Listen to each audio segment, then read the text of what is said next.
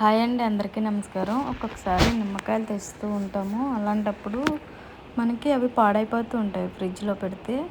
అలా కాకుండా ఇలా స్టోర్ చేసుకుంటే చాలా బాగా ఉపయోగపడుతుందండి. చాలా రోజులు నిల్వ ఉంటుందన్నమాట.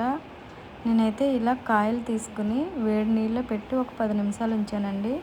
ఎందుకంటే ఈ కాయలు కొంచెం గట్టిగా ఉన్నాయన్నమాట. ఇలా గట్టిగా ఉండటం వల్ల వేడి నీళ్ళు వేసామనుకోండి మెత్తబడతాయి అన్నమాట.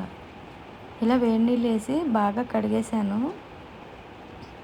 ఎప్పుడైనా మీకు గట్టిగా ఉన్నాయనుకోండి వేడి నీళ్ళు వేయండి, నిమ్మకాయలు మెత్తగా అవుతాయి అన్నమాట. ఇప్పుడైతే పొడి క్లాత్లో కడిగేసిన తర్వాత ఒక 10 నిమిషాలు ఉంచిన తర్వాత పొడి క్లాత్లో పెట్టేసి తుడిసేసానండి. తడి లేకుండా చూసుకున్నాను అనమాట.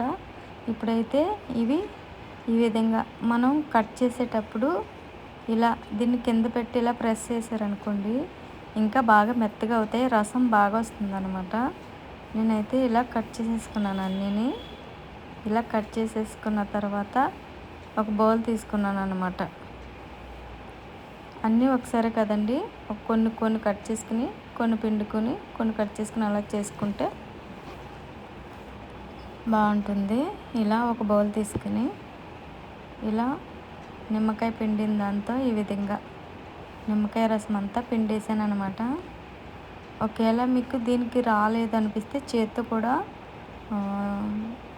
జల్లెడ ఉంటుంది కదా వడకట్టుకునేది, టీ వడకట్టుకునే చికెన్తో ఇలా ఈ విధంగా తీసేసుకుంటే గింజలు ఏమీ రాకుండా నీట్గా బాగుంటుంది. ఈ విధంగా నేను కలెక్షన్ చేశాను అనమాట నిమ్మరసం అంతా.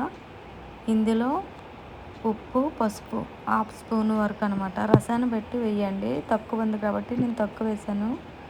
ఇలా వేసిన తర్వాత దీన్ని బాగా కలిపేసుకోవాలి. పసుపు మొత్తం కలిసేటట్టు, అంటే ఫ్రెష్గా ఉంటుంది, పాడవదు.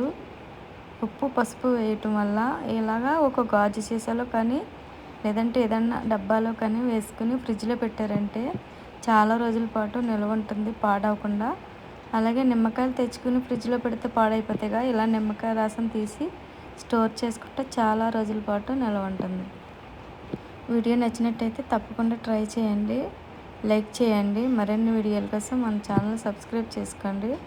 వీడియో అయితే షేర్ చేయండి. థ్యాంక్స్.